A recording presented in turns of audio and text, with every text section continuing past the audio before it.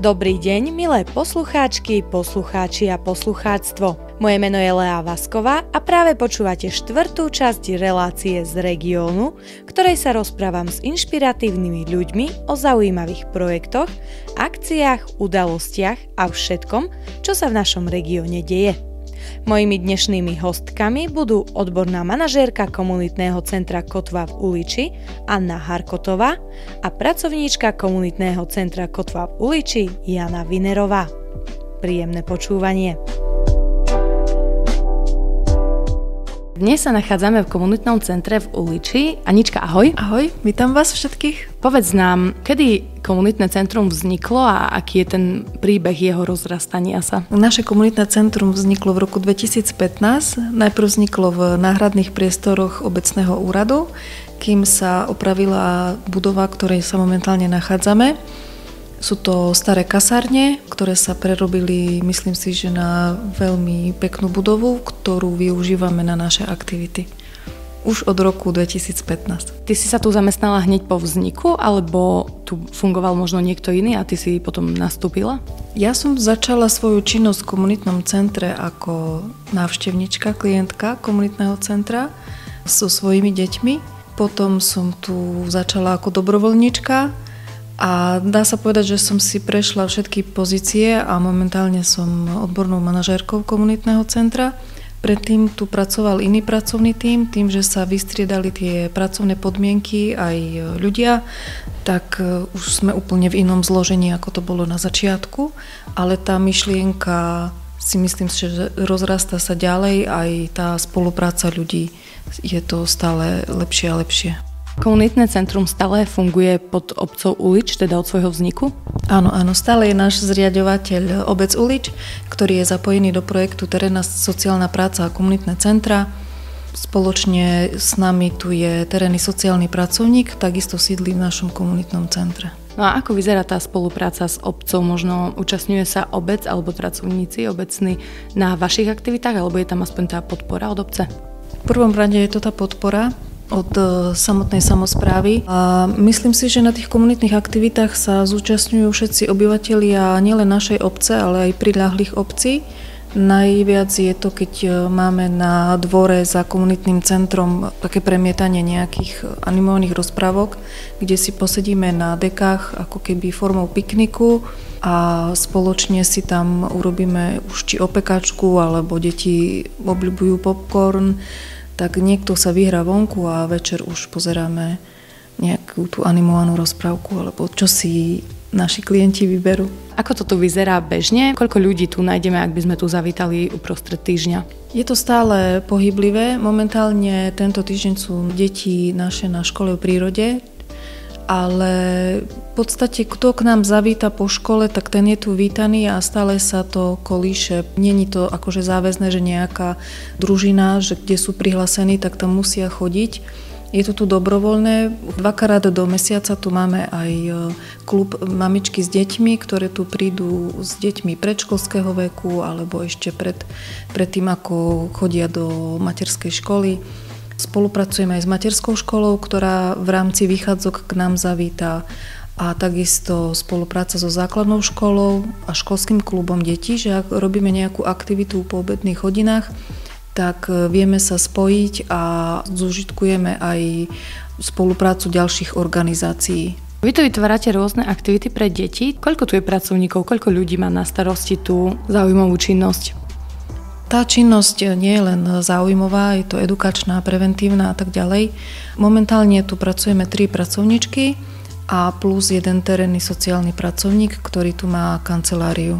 Možno si ľudia nevedia predstaviť, ako vyzerá tá práca sociálneho pracovníka alebo teda pracovníka v komunitnom centre. Je na to potrebná nejaká škola alebo absolvujete vy nejaké školenia?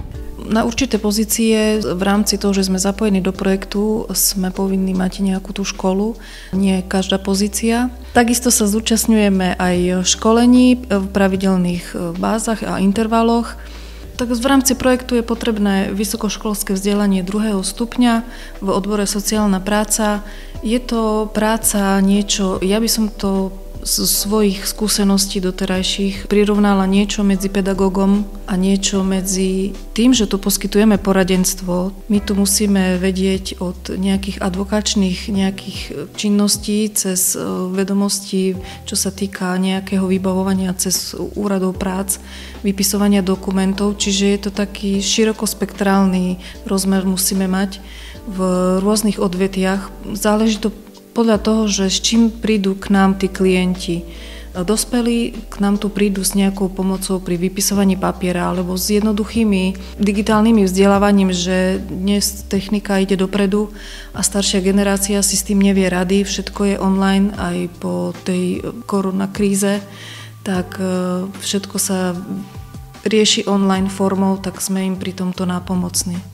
Možno si ľudia predstavia práve pri názve komunitné centrum, že je to vyslovene centrum pre tú rómskú komunitu, ale ja už teda zo skúsenosti viem, že nie je to tak. Ku vám chodia aj majoritné deti, teda deti z majoritnej populácie. Tak ako to tu býva, že vidíte tie konflikty, alebo je to skôr také bezproblémové zaradenie sa do aktivít? Je to tu bezproblémové, aj nikdy tu nebol nejaké konflikty. Naše deti tu vyrastajú aj pred činnosťou komunitného centra spoločne. Nie sú tu nejaké segregované triedy, čiže oni, keď nastúpia do materskej škôlky, sú tam spolu. Takisto aj na základnej škole sú spolu a niekedy sa stáva, že tu máme viac nerómskych detí, keď to môžem takto povedať, ako rómskych.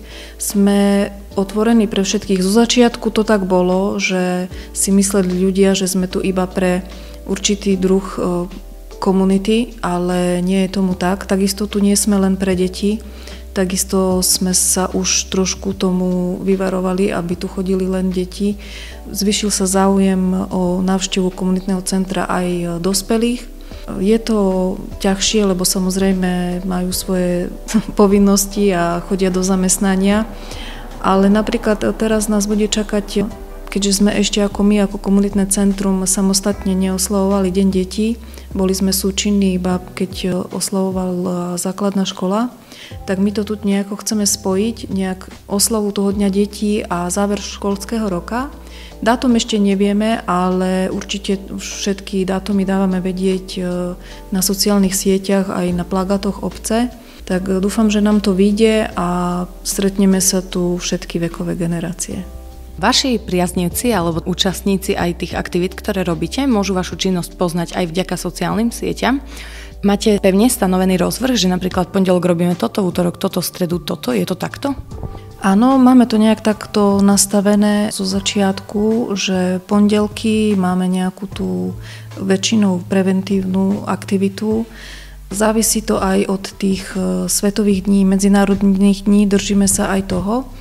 Ale pondelky máme také preventívne, útorky máme športový krúžok, kedy čo si vyberú deti, alebo ako nám to dovolí naše počasie. Využívame aj miestne ihriská na to. A v stredu máme tvorivé dielne. Tam si deti vyberú, či chcú pracovať vo vnútri, alebo vonku, alebo s akými materiálmi chcú pracovať. Stále sa prispôsobujeme tomu, kto nám do daného komunitného centra príde. Tým, že my tu nemáme stanovené, že nejaký pravidelne, že presne konkrétne dané dieťa tu chodí od pondelka do piatku, že chodí tu kedy chce a kto chce, dá sa to aj takto povedať, takže prispôsobujeme tie aktivity podľa toho, kto nám v daný deň príde na aktivitu.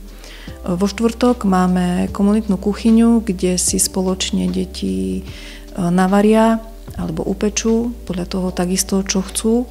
Robíme komunitnú kuchyňu aj s mamičkami alebo rodičmi.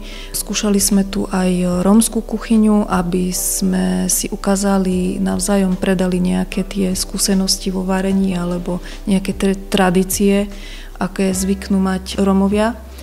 A v piatok máme taký, ja tomu hovorím, že skrášľovací alebo upratovací deň. Máme tu aj komunitnú záhradu, ktorej teraz už naplno pracujeme. Máme tam už prvé rastlinky, ktoré sa nám podarilo zasiať a vyrástli. A ešte budeme aj sadiť. Čakajú nás na oknách ešte priesady, ale keďže bolo chladno, veterno, tak sme s deťmi to ešte nedávali vonku. A takto sa staráme spoločne s nimi a vedieme ich k tomu, aby boli takisto nápomocní aj svojim rodičom doma a viesť ich k nejakej tej aj manuálnej činnosti, aby neklikali len tými prstami, ale aj niečo iné robili. Nadviažem na to tvoje, každý si tu chodí, kedy chce a ako chce. Presne to som sa chcela opýtať, že ak deti k vám chodia, vyplňajú nejakú prihlášku, alebo je potrebné možno vyplniť nejaký formulár, alebo je to tak, že môžu prísť všetky deti a zastaviť sa vlastne podľa svojej vôle?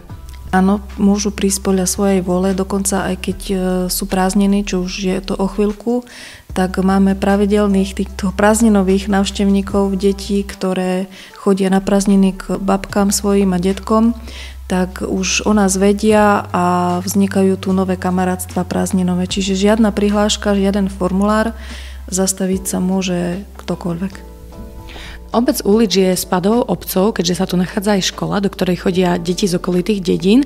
Aj to vaše komunitné centrum slúži na túto funkciu, že zastavia sa tu aj deti možno, ktoré idú domov do druhej obce alebo namiesto čakania na autobus prídu sem? Áno, je to presne tak, že nemusia čakať na zastávkach, hlavne v zimnom období je to horšie. Tým, že ako som už spomínala, že spolupracujeme s tou základnou školou, tak tie deti o nás vedia.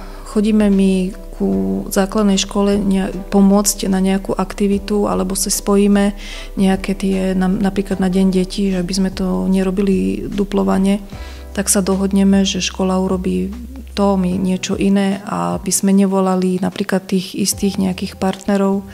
Takže je to také rôznorodé. Okrem pravidelných akcií, ktoré si teda opísala od pondelka do piatku, viem, že vy sa zapájate aj do rôznych výziev alebo rôznych aktivít, ktoré sú vyhlásené napríklad celoslovensky alebo celospoločensky. Spomínam napríklad nejaké zaujímavé výzvy alebo aktivity, do ktorých ste sa zapojili. Takže áno, snažíme sa zapájať do rôznych aktivít a výziev. Najčerstvejšie to bolo výzva Upracme Slovensko, v ktorej pokračujeme. Nie je to len jednorázová nejaká aktivita. Už sme vykonávali aktivitu jednu v tejto jarnej výzve. Chystáme sa ešte na ďalšie v najbližšom období.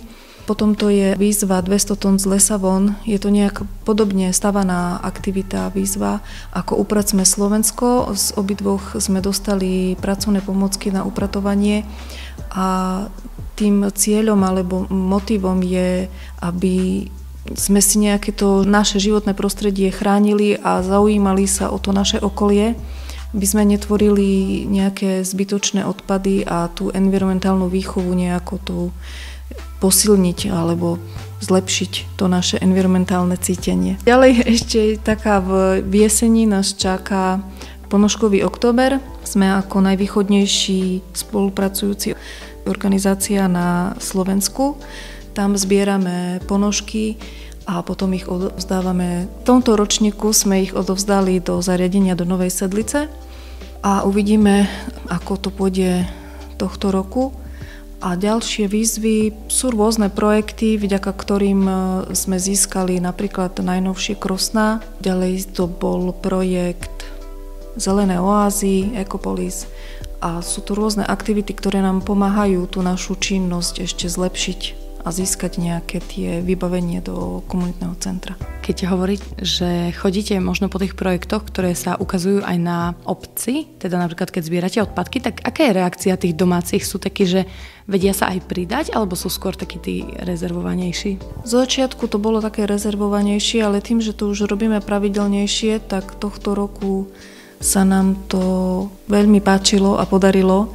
Zúčastnilo sa nielen detská generácia, mladá, ale aj členovia našej komunity alebo obyvatelia našej obce a dokonca nás navštívil Matej Tóth, ktorý prišiel pozrieť, lebo má tú športovú akadémiu na škole a tým, že zase sa budem opakovať, že je tá spolupráca so školou a zistili sme, že dokonca on je garantom projektu 200 tón z lesa von, tak sa mu to veľmi zapáčilo, prišiel nás podporiť na túto aktivitu.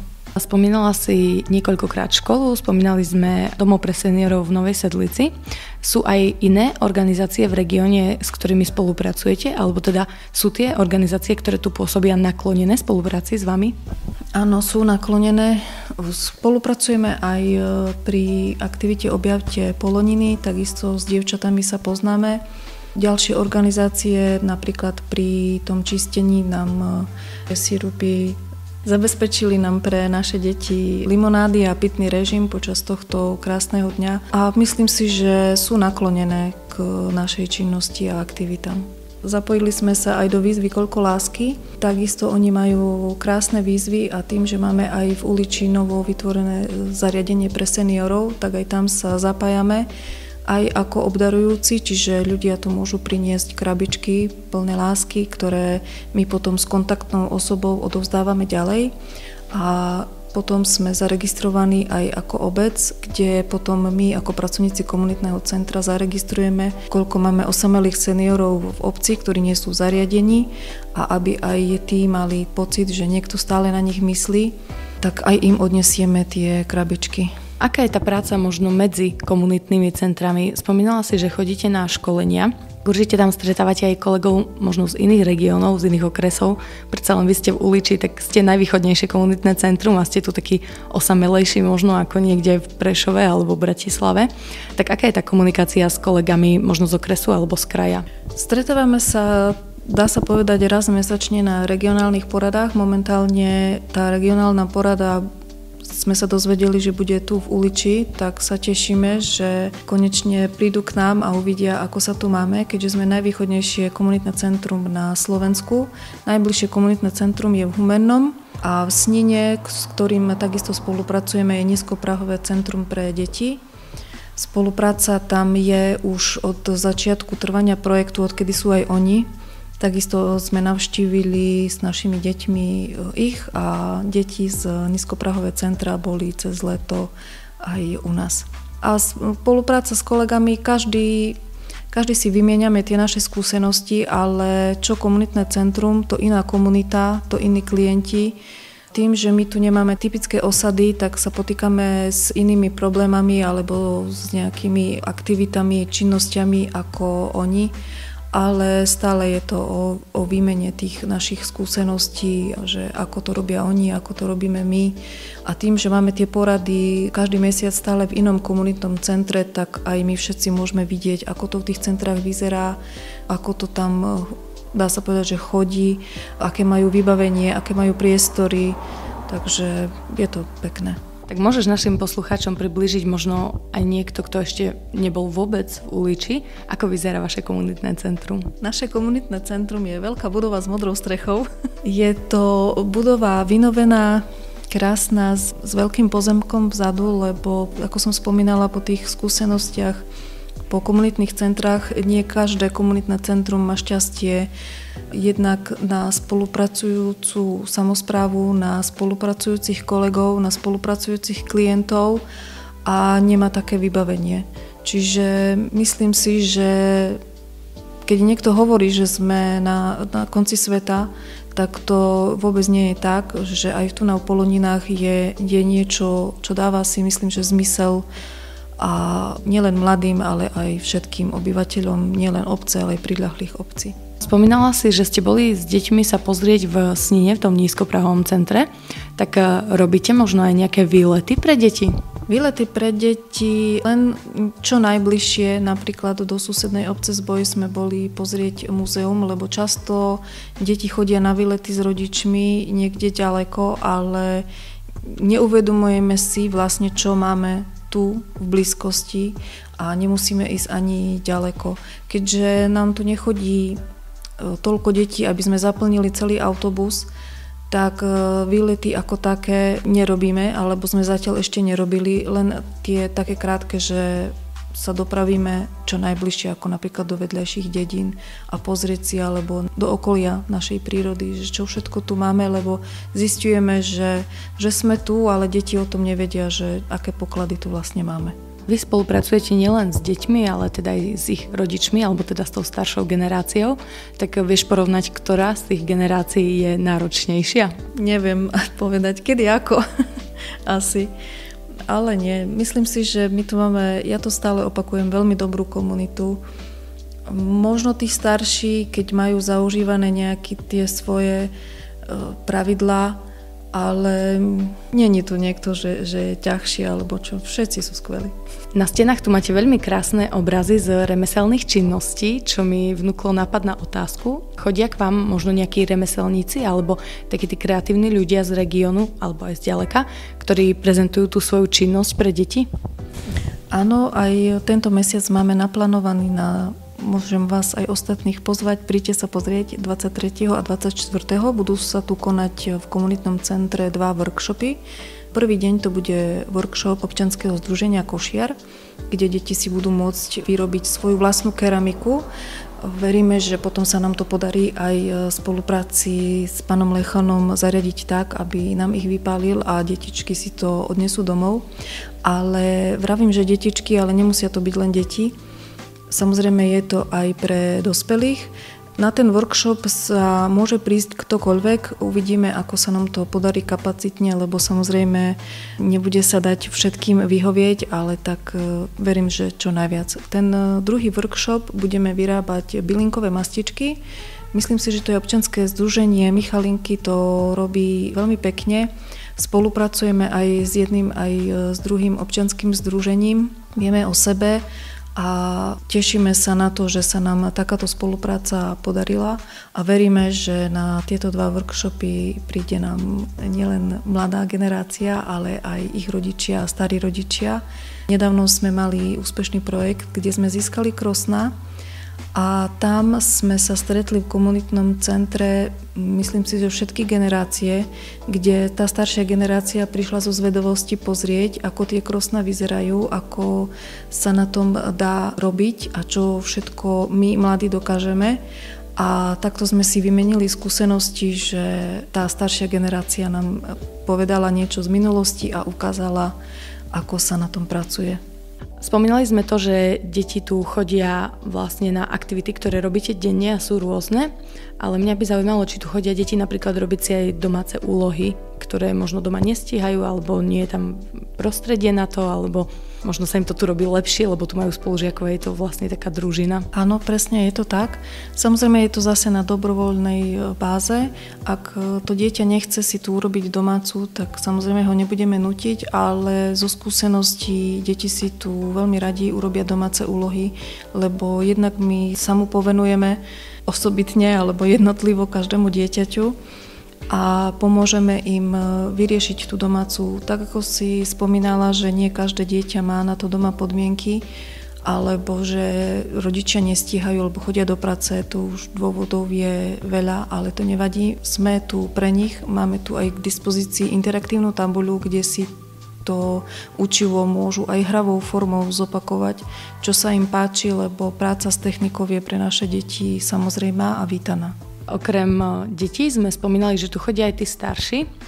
Tak možno ako vyzerá to poradenstvo pre nich? Starší väčšinou tu chodia v doobedných hodinách, kde poskytujeme klientom poradenstvo. Záleží stále od toho klienta, s čím tu príde, či to je základné poradenstvo, ale často je to aj špecializované poradenstvo alebo nejaká komunikácia s tými úradmi.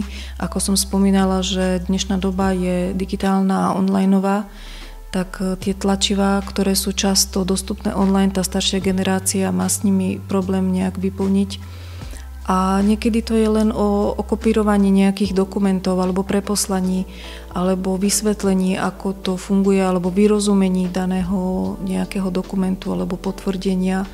Ale sú tu aj vážnejšie prípady, dokonca bol tu aj osobný bankrot, čiže je to od nejakej kancelárskej práce až ku advokátskej činnosti, lebo je to aj komunikácia so súdmi, okresnými súdmi, takže snažíme sa klientom byť nápomocní a budem sa opakovať, ale nie len pre miestnych našich uličanov, ale aj tým, že sme spádová obec, tak aj pre okolité obce, lebo ľudia majú do okresného mesta cez 30 kilometrov, autobusové spojenia sú také, že tam musíte stráviť celý deň a často je to vybavenie toho, čo chcú vybaviť možno trojminútová záležitosť. Že vy ste vlastne okrem sociálnych pracovníčok aj učiteľky, právničky, vychovávateľky. No áno, je to tak. Preto som vravela, že je to také širokospektrálne. Je to kombinácia jedného povolania s druhým, z každého rožku trošku.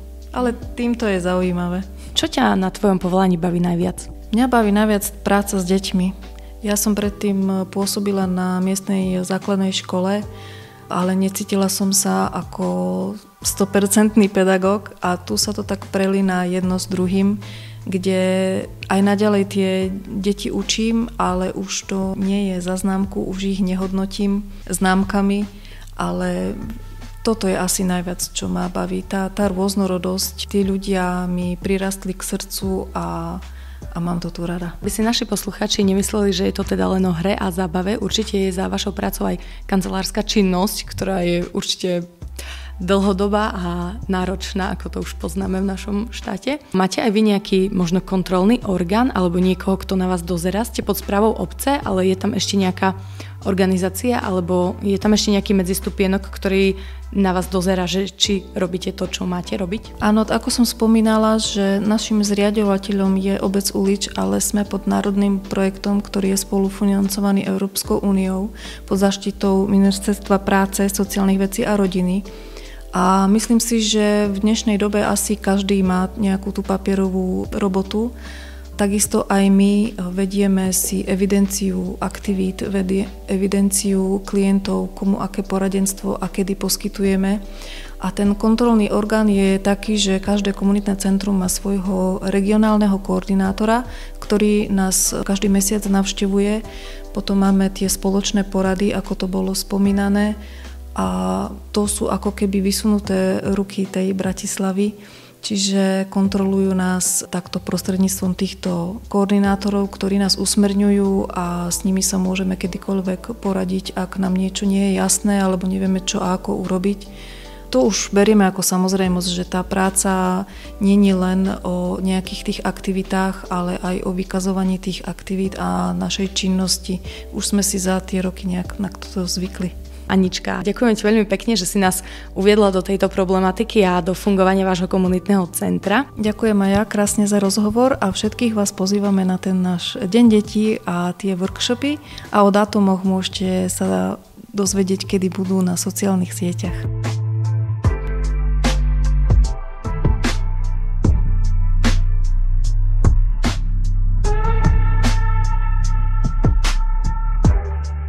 Okrem Aničky Harkotovej si dnes predstavíme aj ďalšiu pracovníčku. Tak ahoj, môžeš sa nám predstaviť, povedať nám svoju pozíciu a ako dlho pôsobíš v komunitnom centre v Uliči? Dobrý deň, volám sa Jana Vinerová a pracujem na pracovnej pozícii ako komunitný pracovník komunitného centra. Asi to už budú niečo cez 3 roky. Presne to už tak nepočítam, ale už to bude niečo cez 3 roky. Táto práca ma veľmi baví, je to práca s ľuďmi aj s deťmi. Mojou úlohou je komunitná práca, čiže ľudí zapájať do komunitnej práci. Máme založenú komunitnú radu, alebo radu KC, ako si to kto nazve. Do tejto rady patria vlastne obyčajní ľudia z obce, a s nimi spoločne vlastne vytvárame nejaké tie aktivity podľa nášho akčného plánu. Čiže napríklad v prvom rade sme mapovali potreby ľudí. Vytvorili sme si nejaký taký menší, akože kvázi dotazník, a chodili sme medzi ľudí do komunity a pýtali sme sa na ich, aké to problémy zažívajú, či si tu prajú niečo vylepšiť. Zistili ste teda z toho dotazníku, že čo by tí ľudia chceli? Zistili sme veľa toho. Musím povedať, že niektoré také, ktoré my ani nemáme na to páky, aby sme to mohli. Napríklad ako také vtipnejšie, že benzínka, im tu chýba bankomat, ale samozrejme mali sme aj napríklad opravu chodníka, takisto oporného múru a teraz si komunita želala takú revitalizáciu obce, čiže snažíme sa tvoriť nejaké, vytvárať tieto brigády a týmto pádom to aj zlepšujeme tú kvalitu života v obci. Napríklad budú sa maľovať také tie staré altánky, budú sa meniť lavičky a dokonca budeme vytvárať aj 2 nové altánky v obci. si to tam ľudia vybrali vlastne aj ten priestor, kde by to malo byť. No tak ja len doplním, že tú benzínku by som prijala aj ja. Veľmi to tu chýba. Vravíš, že pôsobíš tu už 3 roky, tak už si zvykla možno na tú komunitu a na tú prácu s ľuďmi, že už vieš, kto je aký a vieš, že čo máš od koho očakávať? Áno, určite. A keďže ja tu pochádzam z tejto obci, ako nie tak úplne, ale vydala som sa tu, tým pádom, že denne trávim s tými ľuďmi akože čas, chodím do terénu, takže sú mi títo ľudia už aj bližší a celkovo už ich spoznávam v inej sfére. Nie je to taká ako, že sa poznáme, ale už ich hĺbšie vlastne poznám, už viem, ako majú náladu alebo tak ďalej. Keď chcú so mnou byť, tak budú, keď nie, tak nie sú.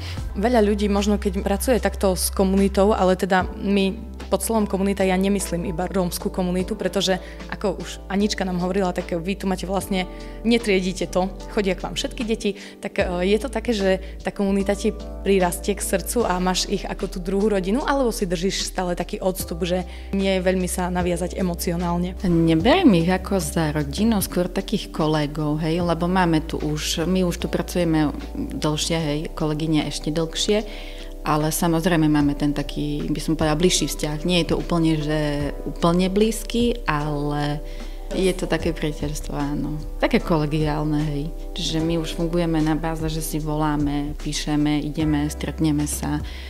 Čiže nemusím ich už naháňať. To je výhoda určite. Čo ťa na tvojej práci baví najviac? Ako som už spomínala, tá práca s ľuďmi. Ty si sa primárne rozhodla, že chceš pracovať v Uliči. Spomínala si, že si sa tu vydala, tak rozhodla si sa, že chceš pracovať v Uliči, alebo to bolo takéto lepšie v porovnaní s tým, že budeš dochádzať do Sniny? Vždy som chcela pracovať v Uliči. Pracovala som už aj v Snine a to dochádzanie je také zložitejšie. Takže myslím si, že tu v Uliči je to asi to najlepšie, čo môže byť pre mňa. Anička nám už spomínala, že tu mávate napríklad rôzne workshopy alebo sa zapájate do rôznych akcií. Sú nejaké akcie, ktoré vyslovene na nich ty, teda predpokladám, že na všetkých sa účastníš, alebo teda na všetkých participuješ, ale sú nejaké také, ktoré si možno ty vydúbkala, že toto ja tu chcem? My ideme do každej jednej, ktorá príde a ktorá sa nám podarí. Tu musím pochváliť za našu Aničku. V tom je ona taká akčnejšia, čiže my sme len také, že jej pomáhame, ale myslím si, že každá jedna aktivita, ktorá sa tu vytvorila, stojí tu za to. A máme takisto aj, myslím si, že vysokú účasť na určitých akciách, napríklad ten deň detí tu v šľape jak hodinky, alebo rôzne aktivity už aj s tými dobrovoľníkmi, ktorých máme, či už tí členovia komunitnej rady, hej, tá zapojenosť je tu. A som vďačná za týchto ľudí, ktorí vlastne svoj čas venujú nám a pomáhajú aj druhým. Teda ja musím povedať, že raz sa náhodou stalo, že ja som tu prišla, keď ste mali prezentáciu policajných zložiek a bol tu nátresk. Úplne, že nátresk vzadu na záhrade. Ja vám verím, že tí deti tu chodia, lebo som to videla. Anička spomínala, že vy máte aktivity aj pre deti, ktoré tu prídu na letné prázdniny, možno k babke, k detkovi a vedia, že tu fungujete. Čiže vy nefungujete ako škola, ale pracujete, nepretržite po celý rok? Áno, stále máme otvorené. Od pondelka do piatka, stále od 7. do 3. sme tu. Tie aktivity cez prázdniny sa trochu líšia od tých aktivít počas školského roka? Určite áno, pretože cez školský rok ponúkame aj, píšeme si domáce úlohy, čiže venujeme sa hlavne domácim úlohám a potom druhá aktivita je taká voľnejšia. Čiže to záleží od každého dňa, máme naplánované. Máme taký mesačný harmonogram, kde si dopredu každý mesiac naplánujeme tie aktivity. Samozrejme niekedy sa to vymení podľa počasia a tak ďalej. Ale to leto je také kľudnejšie, s deťmi si to užívame, chodíme na rôzne prechádzky alebo vytvárame tu nejaké aktivity. Anička spomínala aj letné kino, že máte cez leto, tak možno ak by nás počúvali aj deti, ktoré plánujú ísť na Rusnaky ku babke práve zo Sniny, budete mať aj toho roku letné kino? Určite. A myslím si, že toto je ich asi najobľúbenejšia aktivita v lete, pretože počas toho vieme napiec langoše, buchty s našimi členmi akože komunitnej rady. A takisto vytvárame tam aj rôzne súťaže a zapájame do toho aj dospelých, hej. Čiže prídu tu vlastne samé rodiny, aj dokonca babky s vnúčatami, čiže tu sa tak zideme taká menšia komunita. Vy pracujete primárne s komunitou, ale vaše komunitné centrum je takým strediskom. Mne sa často stalo, že tu prídem a sú tu možno nejakí turisti, alebo sú tu nejakí ľudia z regiónu, ktorí tu zašli, pretože sa tu cítia dobre a ste také príjemné a zjavne sa tu s vami dobre cítia. Stalo sa už možno, že prišli aj turisti a chceli sa zapojiť na nejakú akciu alebo aktivitu? Neviem to tak presne povedať. Myslím si, že už určite boli také situácie. Hlavne je to cez tie letné prázdniny, lebo každý je tu ubytovaný na tých chatách, takže určite sa vždy dozvedia, pretože to dávame vedieť aj tak do širšieho okolia a vedie tu chodí aj z vedľajších dedín. Tak moja posledná otázka, keďže máte pred sebou plno projektov, tak povedz nám, ktorý z tých, ktoré budú najbližšie, je pre teba možno najzaujímavejší? U mňa je to klasika Deň detí. Tam je to vtedy to je to najkrajšie. Hlavne tie deti, jak to tu kričia, tešia sa a snažíme sa stále nejakú novú aktivitu pridať, aby to nebolo stále to isté dookola. Tak ja ti ďakujem veľmi pekne za rozhovor a verím, že budete mať veľmi veľa detí a hlavne tých poslušných. Ďakujem pekne a dúfam aj ja.